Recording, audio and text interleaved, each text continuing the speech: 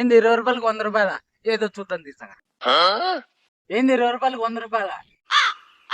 నేను పెద్ద పిల్లని, నేను ఏం చెప్పగలనా చేసేస్తా. నేను నా గురించి ఏం భయపడాల్సిన పర్లే.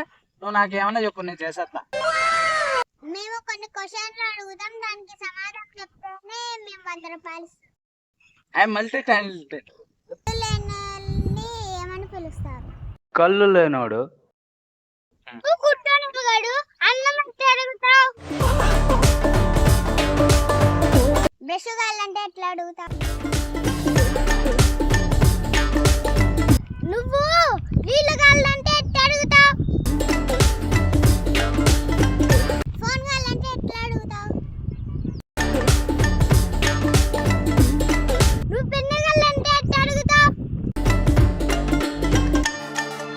గుడ్డోడంటే ఏంటి?